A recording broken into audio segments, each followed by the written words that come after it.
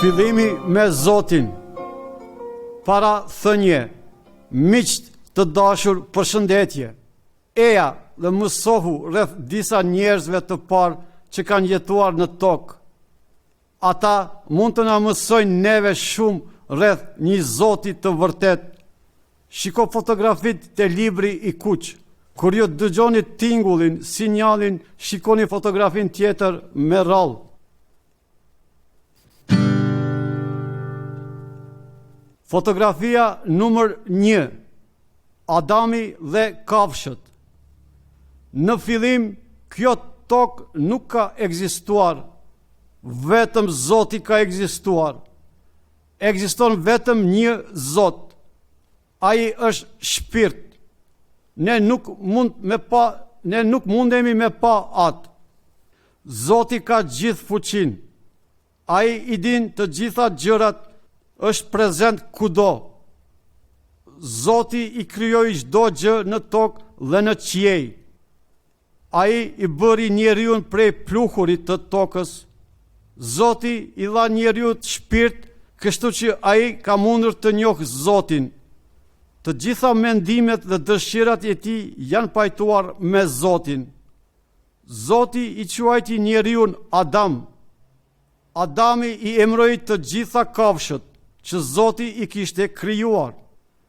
Zoti ka bërë gjithashtu të gjitha shpitrat dhe engjujt në qiell. Çdo gjë që Zoti bëri ishte shumë i mirë.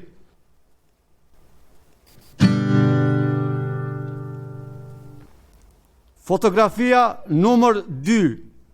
Një grua për Adamin. Zoti e vendosi Adamin në një kopsht të bukur, pjellor, dhe ai u kujdes për atë. Aty kishte krijesa mashkull dhe femër të çdo lloji, por nuk kishte shoqëri të përshtatshëm për mashkullin.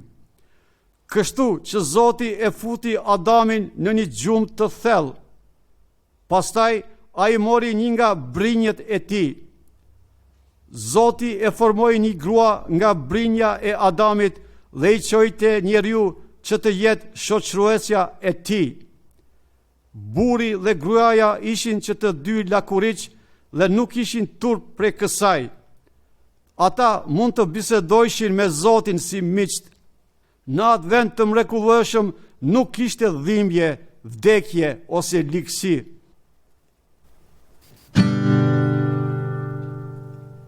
Fotografia numër 3.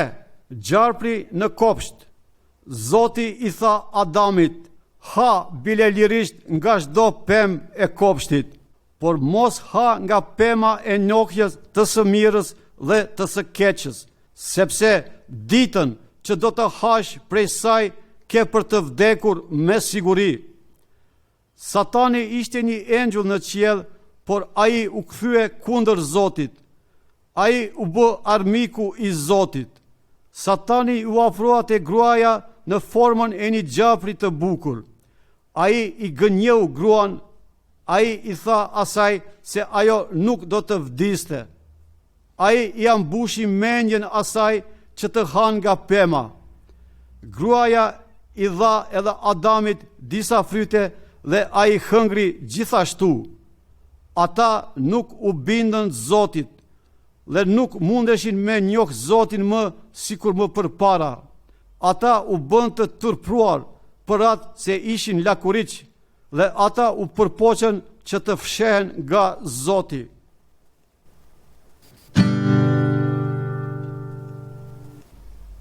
Fotografia numër 4. Adami dhe Eva jashtë kopshtit. Zoti e dëboi Adamin dhe gruan jashtë kopshtit. Ai i tha Adamit, me që se hëngre nga pema, toka do të jetë e mallkuar. Ti do të hash frutin e saj me mund tërë ditët e jetës sate.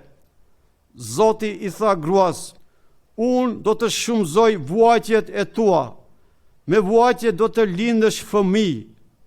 Dhe gjarprit i tha, me qenë se bëre këtë gjë, qofsh i mallkuar, ti do të ecesh mbi barkun tënd. Gjarpri u bë armiku i njerëzve. Adami i vuri gruas së tij emrin Ev, që do të thotë jetë. Eva kishte fëmijë, dhe ata janë stërgjyshit e të gjithë neve. Ne ende jemi të ndamë prej Zotit, dhe ne të gjithë jemi të pabindur ndaj Zotit në mënyrë të njëjtë siç Adami bëri. Por Zoti premtoi se një ditë do të dërgonte një njeri i cili do ta mund Satanin. Ai njeri është në gjendje që ta kthen prapa tek Zoti. Ky njeri është Zoti Jezus Krisht.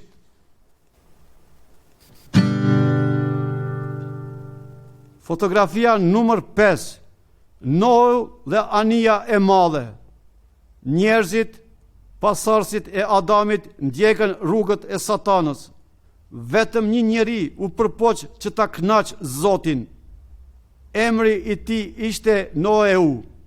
Zoti i tha Noeut: "Unë kam vendosur të jap fund çdo mishi, sepse toka për shkak të njerëzve është plot me dhunë. Bëj një anije për veti. Kam për të sjellë përmbytjen e ujrave mbi tokë, për të shkatruar nën qiell çdo mish. Ti do të futesh në anije, ti, fëmijët e tu, gruaja jote dhe gratë e bijve të tu, dhe merre në anije prej çdo lloji të kafshëve, 2 nga 2, mashkull dhe femër, për t'i ruajtur gjallë bashkë me ty." Noeu bëri pikërisht të gjithë ato që Zoti i kishte urdhëruar.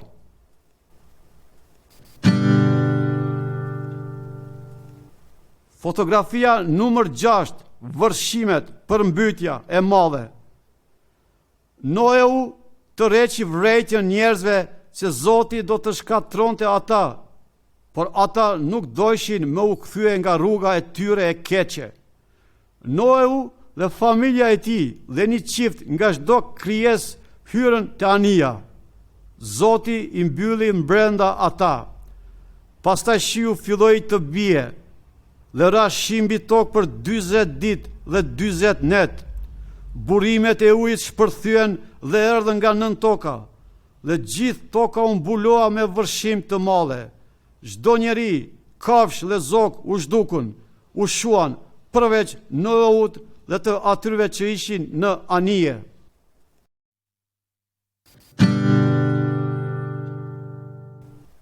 Fotografia numër 7, ylberi dhe premtimi i Zotit. Shiu pushoi të bie dhe pas një viti toka u terr. U tha: Noeu dhe familja e tij dhe të gjitha kafshët dolën prej anijës. Noeu ofroi flijim Zotit dhe Zoti ishte i kënaqur. Zoti i vendosi ylberin në qiell dhe tha: "Unë kur më nuk do të shkatroj krijesat e gjalla në tokë përsëri. Çdo herë kur ylberi paraqitet, unë do të kujtoj premtimin tim dhënë juve. Miq, kur ju shihni ylberin po ashtu, kujtoni këtë beslidhje. Zoti do të gjykon tokën përsëri. Herën tjetër ai do të shkatron tokën me zjarr. Megjithatë, ata që besojnë dhe u binden Zotit, s'kan arsye që të jenë të friksuar. Zoti na ka dhënë neve rrugën për të shpëtuar dhe kjo rrugë është Zoti Jezus Krisht."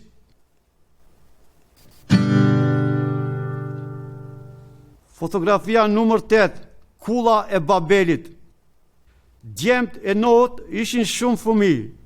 Zoti i tha atyre që të shpërndahen dhe të jetojnë në tërë sipërfaqen e tokës.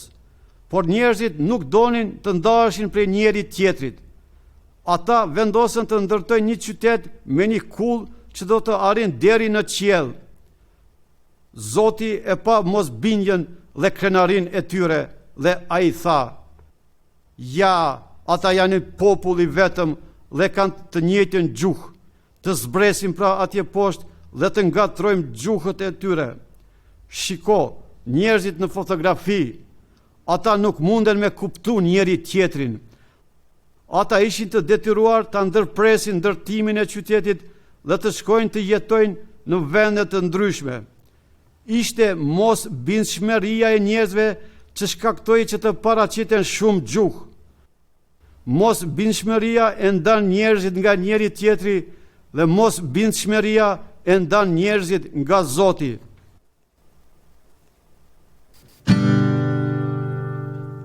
Fotografia numër 9. Jobi adhuron Zotin. Ky njeri në foto është Jobi. Ai adhuronte dhe flijonte Zotit të vërtet që është një. Ai nuk djegte rrugët e Satanit. Jobi kishte shumë fëmijë dhe shërptor dhe kopet të shumta të kafshëve shtëpiak. Zoti shkaktoi që Jobi të jetë shumë i pasur. Një ditë Zoti i tha Satanit se ai ishte i kënaqur me Jobin. Mirë po Satani i tha Zotit se ai adhuronte Zotin vetëm me qëllim që të jetë i pasur. Ai i tha Zotit: në qoftë se i merr të gjitha që Jobi ka, ai do të mallkon ty. Zoti e diti se Satani gënjeu. Ai e diti se Jobi do të adhuronte atë edhe me pas qenë i varfër. Kështu pra Zoti lejoi që Satani të merr gjithçka që Jobi kishte, vetëm që të dëshmonte se Jobi ishte njeri i mirë. Fotografia numër 10. Jobi në vajtim. Një ditë shërptorët e Jobit prunën atij lajme të tmerrshme. Armiqt e Jobit kishin vjedhur gomarët dhe kijet e tij dhe kishin vrarë shërptorët e tij. Zjarri nga qielli kishte ra dhe kishte djegur të gjithë delet dhe shërptorët e tij. Banditët kishin vjedhur të gjitha devet.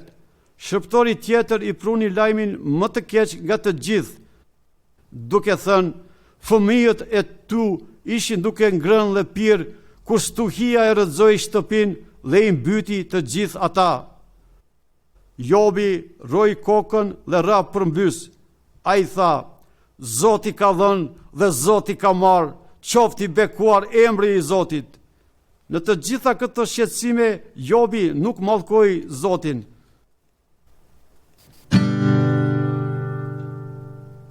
Fotografia numër 11. Jobi vuan. Satani i tha Zotit: në qoftë e dëmton trupin e Jobit, ai do të mallkon ty. Kështu që Zoti e lejoi përsëri që Satani të teston Jobin. Satani e proni një smundje të tmerrshme të lëkurës Jobit. Gruaja e Jobit tha atij: pse nuk ti e mallkon Zotin dhe vdis pastaj? Mirë po Jobi refuzoi dhe i tha asaj: në rast se pranojmë të mirën nga Zoti, pse nuk doja të pranojmë edhe të keqen? 3 shokët e tij erdhën dhe biseduan me të për shumë ditë. Ata i thoshin se Zoti po e dënonte Jobin për keqen që ka bërë ai. Pastaj Zoti u paraqit atyre. Zoti i tregoi atyre se nuk i kishin kuptuar. Zoti është i pakufizuar në fuqi. Ai e din të gjitha gjërat. Ai e din çka është më së miri për neve. Ai mundet për neve të zgjedh një jetë të vështirë ose të lehtë.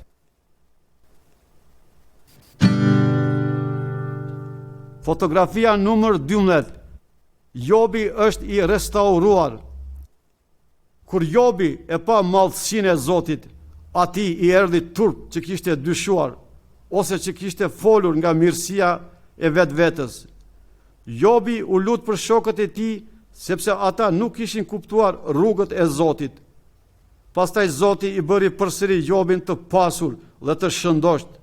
Shokët e tij erdhën në gosti te ai dhe i prun dhurata atij. Zoti i dha atij 7 djem dhe 3 vajza të bukura. Ai jetoi dhe i pa shumë nga pasardhësit e tij, dhe vdiq kur ishte shumë plak. Miqt, Zoti e din pse ti ndoshta duhesh të vuajsh në këtë jetë. Kujtohu, Zoti na don neve dhe na dëshiron më të mirën për neve. Ai dëshiron që ne të besojmë atij, kështu që ne të kemi fitore mbi Satanin nëpërmjet Zotit Jezus Krisht.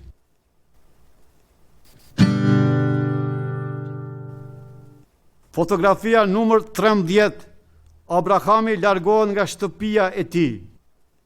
Një ditë Zoti i foli Abrahamit duke thënë: largohu nga vendi yt, nga shtëpia e babit tënd dhe shko në vendin që do të tregoj.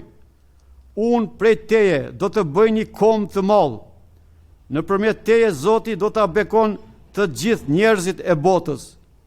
Abrahami i besoi premtimit të Zotit dhe i bëri të gjitha ashtu siç tha Zoti. Ai mori me veti gruajën e tij, shërptorët dhe tërë pasurinë që kishte. Ai udhtoi për shumë ditë derisa mbriti te vendi i Kanaanëve. Atje Zoti i tha atij: Unë do t'i jap këtë vend pasorësve të tu.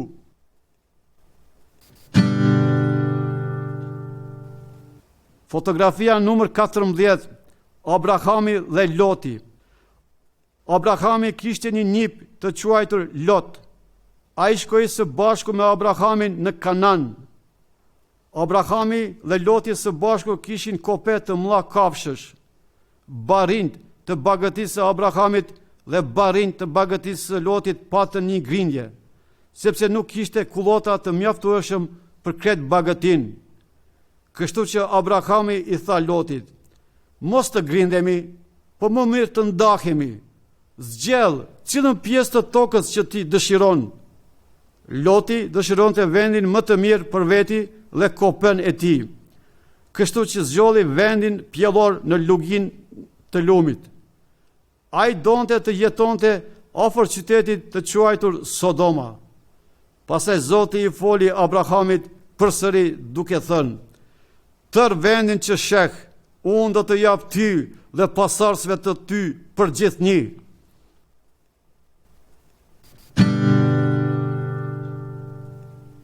Fotografia numër 15, Abrahami e takon mbretin e paqës. Njerëzit e Sodomës ishin shumë të ligë. 4 mbretër luftuan kundër Sodomës dhe i mundën atë. Fituesit i morën me veti Lotin dhe familjen e tij si rob. Mirëpo Abrahami dhe burrat e tij shkuan dhe i çliruan ata prej armikut. Ndërsa ata ktheheshin prej betejës, ata e takuan mbretin e madh. Emri i tij ishte Melkisedeku. Ai ishte mbreti i Salemit, çka do të thotë paqe.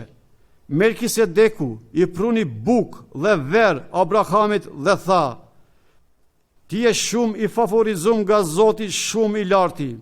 Ai të dorëzoi armiqt e tu në duart e tua. Abrahami dha dhurat mbretit të paqës. Mbreti i Sodomës deshti me dhënë dhurat Abrahamit, por ai refuzoi. Ai nuk donte me pranu dhurat nga mbreti aq të lig. Megjithatë, Loti ishte budalla. Ai shkoi të jeton prap në Sodoma.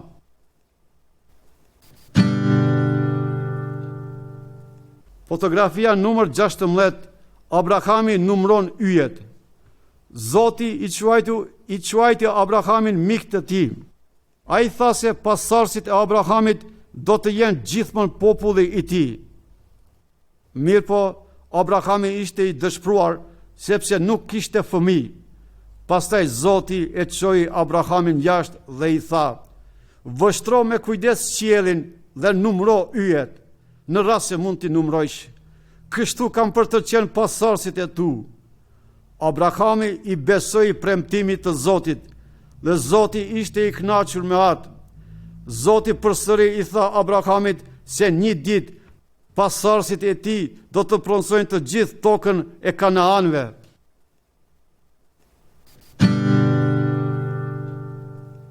Fotografia numër 17, Foshnja Ismael. Shumë vite kaluan, mirëpo Abrahami dhe gruaja e tij Sara ende nuk kishin fëmijë. Pastaj një ditë Sara i tha Abrahamit: flej me shërbëesën time, ndofta mund të kem fëmijë prej saj. Kështu pra shërbëesja e Sarës, Agar, ngjeli 7 zën nga Abrahami. Pastaj Sara u bë xhelos ndaj Agarit dhe e trajtoi në mënyrë shumë të vrashtë. Zoti dërgoi një engjull me ngushëllu Agarin.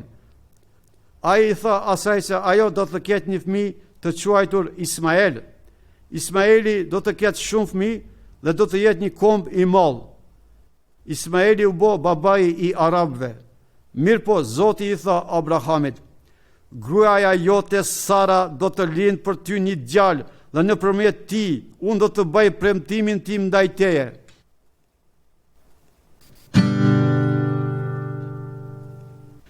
Fotografia numër 18. Sara qesh. Një ditë kur Abrahami ishte 99 vjeçar dhe Sara 19 vjeçare, 3 lajmtar të Zotit erdhën te ata. Sara e përgatiti ushqim dhe Abrahami i dha atyve jashtë çadrës së tyre. Pastaj një nga lajmtarët foli fjalën e Zotit duke thënë: pas 9 muajve Sara do të ketë një djalë. Sara ishte brenda çadrës dhe dëgjoi atë. Ajo nuk mund të besoj këtë, për këtë arsye qeshi me veten e saj. Pastaj Zoti i tha Abrahamit: pse qeshi Sara? A ka vallë diçka që është shumë e vështirë për Zotin? Pikrisht ashtu siç kishte premtuar Zoti. Sara lindi një djalë në pleqëri. Ata i avun emrin atij Isak, çka do të thotë ai që qesh.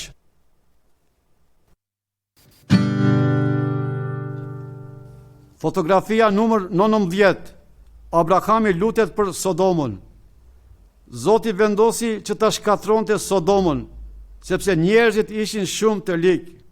Ai i tregoi Abrahamit se çka do të bënte. Abrahamit ju kujtua Loti dhe tha: do të zhdukesh të drejtin së bashku me të paullin?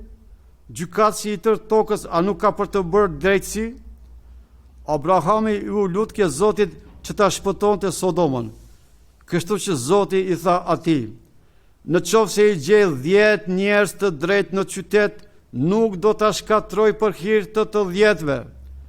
Lajmtarët e Zotit zbritën poshtë te Sodoma. Mirëpo i vetmi person që ishte i drejtë atje ishte Loti. Lajmtarët i atëroqën vrejtë Lotit që të ikte prej qytetit.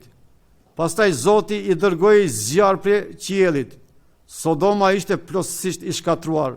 Vetëm Loti dhe 2 bijat e tij ishin shpëtuar.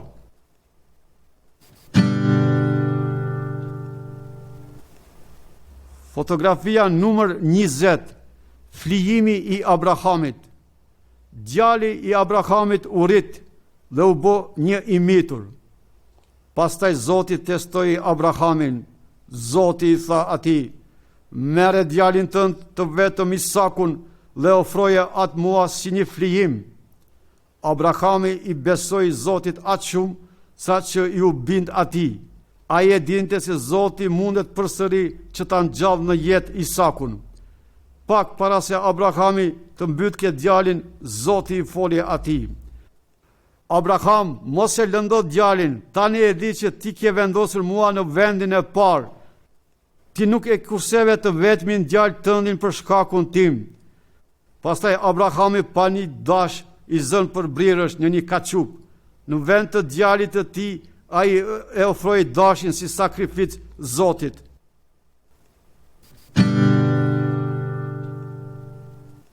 Fotografia numër 21. Abrahami i plakur dhe shërptori i tij. Kur Abrahami ishte shumë i plakur, ai thiri shërptorin e tij dhe i tha: shko prapa te vendi im dhe gjeje një grua për djalin tim Isakun. Abrahami nuk dëshironte që Isaku të largohet nga vendi i Kanaanëve, ose ta merrte për grua një vajzë të ligë të Kanaasve. Kështu që shërptori u betua dhe u bind Abrahamit, dhe Zoti udhëheqi shërptorin drejt deri te farefisi i Abrahamit. Atje ai gjeti një grua të bukur për Isakun. Emri i saj ishte Rebeka. Isaku dhe Rebeka kishin një djalë të quajtur Jakob ose Izrael. Ai u bë babai i një kombi të madh të izraelitëve, hebrejve. Kombi i hebrejve ende jeton në vendin që ka qenë e Kanaanëve. Nga Izraeli erdhi njëri i cili sjell bekime për krejt botën.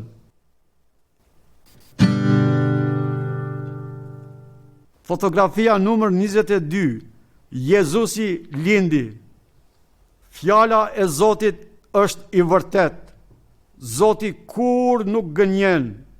Zoti i tha Adamit se ai do të dërgonte një të zgjedhurin e tij, për ta shkatruar Satanin. Ai I atëroqi vrejtë Nohut se do të shkatron ata që janë të këqit. Zoti I tregoi Jobit se ai dëshiron më të mirën për neve, dhe ai I tregoi Abrahamit se ai gjithnjë I mban premtimet. Në fotografi ju mund ta shihni foshnjën të quajtur Jezus, në kohën e përshtatshëm edhe të duhur. Ai u lind në vendin e Izraelit. Nëna e tij ishte një virgjër e quajtur Maria. Ajo është pasardhja e Abrahamit dhe Isakut, mirëpo babai I tij është Zoti I vërtet që është një. Jezusi është ai I cili sjell bekime të gjithë botës. Ai është njeri I cili erdhi për ta shkatruar Satanin dhe të na udhëheq neve prapa përsëri te Zoti.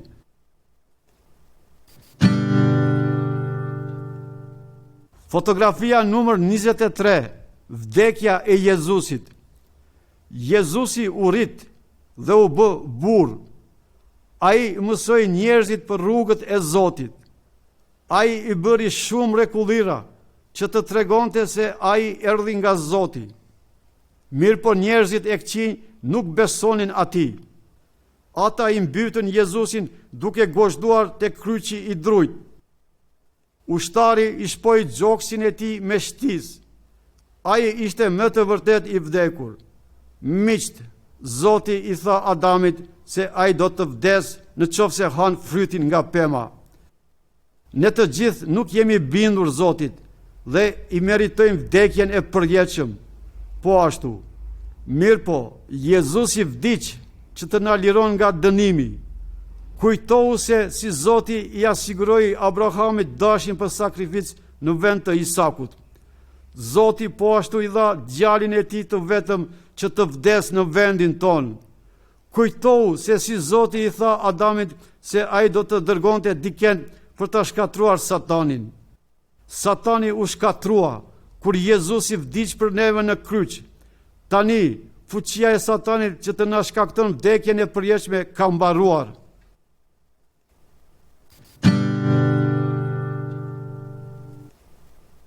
Fotografia numër 24. Jezusi është I gjallë. Trupi I vdekur I Jezusit ishte vendosur në varr. Mirëpo, në ditën e tretë, ai u bë përsëri I gjallë. Ai u paraqit miqve të tij. Mirëpo, njeri për tyre I quajtur Thoma nuk ishte prezent atje. Më vonë ata I thanë Thomait, kemi parë Zotin, por ai nuk I besoi atyre. Pastaj Jezusi u paraqit përsëri të gjithë atyre. Ai I tregoi Thomait shenjat e gozhdave të duarve të tij dhe plagën nga shtiza në brinjën e tij. Jezusi I tha Thomait, mos I mos besues, por besues. Lum ata që nuk kanë parë dhe kanë besuar. Miqt, mos të bëhemi si Thomai, I cili dyshoi te Zoti. Le të bëhemi si Abrahami, I cili I besoi premtimeve të Zotit. Është që nëpërmjet besimit te Jezusi, ne mundemi të njohim Zotin dhe të pranojmë jetën e përjetshme së bashku me atë.